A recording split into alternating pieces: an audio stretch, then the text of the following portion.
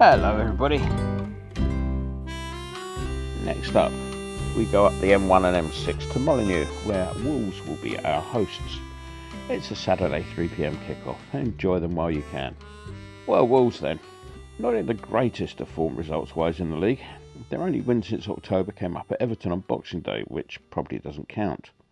They've got 3 wins, 5 draws and 10 defeats, which have left them on 14 points. Second from bottom over Southampton by 2 points, and they're a point behind us, though we do have a decent goal difference advantage to the tune of 7.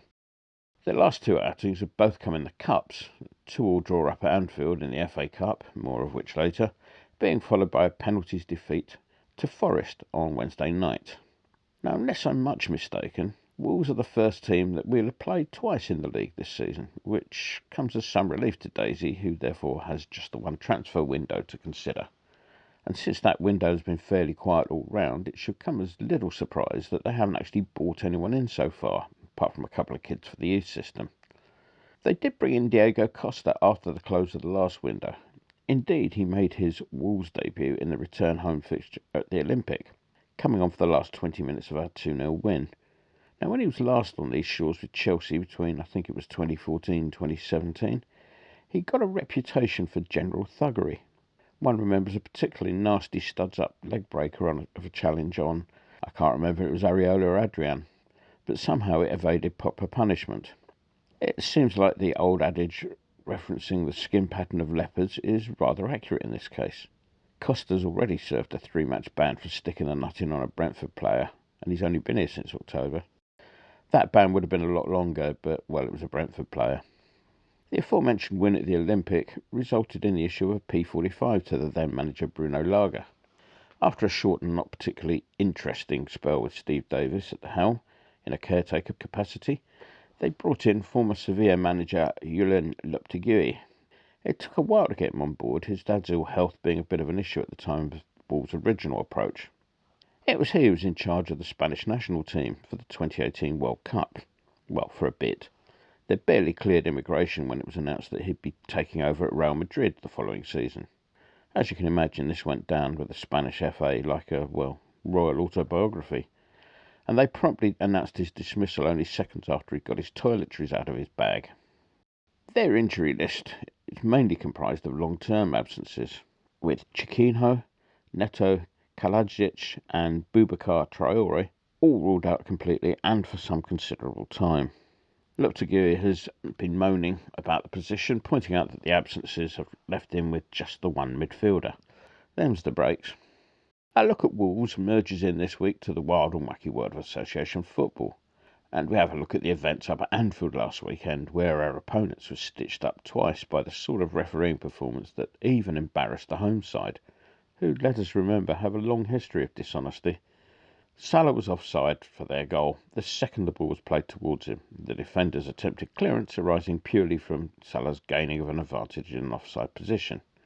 And the more one hears of the decision for the second goal, well, the more it stinks. It seems the linesman didn't believe it was offside, but was instructed by referee Andy Madley to put his flag up. Then there was the mysterious failure of the one VAR camera that would have cleared things up. Wolves are pressing for an explanation, and I hope they get the most grovelling one possible.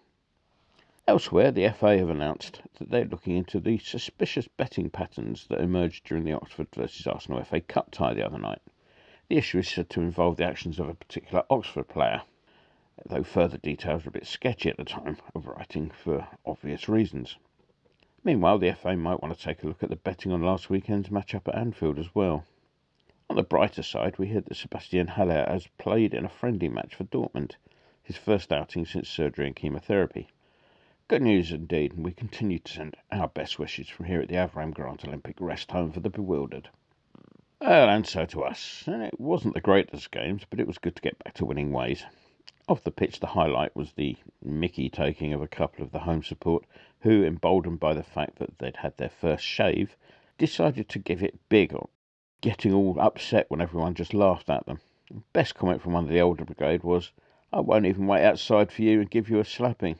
You've been beaten, you're wet, and you're not even going to get served in a bar." On the pitch, we produced little in the first half, though Fabianski was rarely bothered. Second half, we showed much more attacking promise, and really should have been 1-0 up before we actually took the lead, Souček spoiling an otherwise decent game by missing a sitter. Then there was Benrahma. Now, there's been a lot of debate about his contribution to the team. Indeed, the player himself was the subject of a fine article by my learned friend Mr. Walker this very week. And he's one of those players who, just to me, seems to be a bit more effective off the bench. Like Mr. Walker, I'm not totally convinced by Benny, but there's no doubt he made a difference this weekend.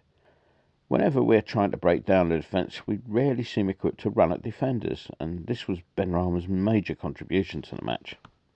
There was one other particular pleasing aspect to the goal, that being the splendid tackle from Rice that started the move. The Brentford player involved predictably went down clutching his leg in a style that has become their trademark since their arrival in the top flight. Maybe referees are beginning to wise up to their antics. Being to one side of the goal, we did not fully appreciate the goalkeeping involved. Sure, Benny's shot had power, but it was only when watching the replay on Match of the Day later on that one could appreciate how ordinary a goalkeeping effort that was. Perhaps when the FA finish at Oxford and Anfield. We had a few late additions to the injury list at the weekend. Areola did himself in training before Brentford, and Scamacca picked up a knock-up at Leeds that will require a scan of his knee. Soufal's a bit closer to a return following the red card-worthy assault that he suffered up at Leeds, and there's also a slight doubt over Lanzini, whose groin was playing up. Zuma will still be a good few weeks yet, whilst Cornet was last seen in Paris having an injection. The UK presumably having run out of injections.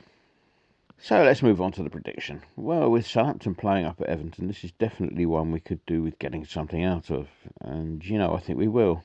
I don't expect it to be a thing of beauty, but needs must and all that.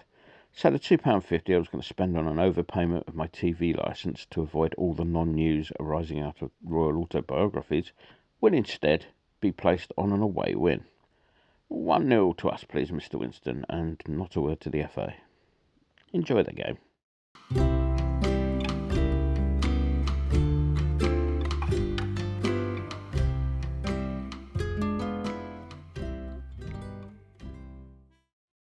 We're here in the offices of a Late Late Show with the host of a Late Late Show, James Corden. Hi. Big West Ham fan. Yes. And big knees up Mother Brown, man. Yeah.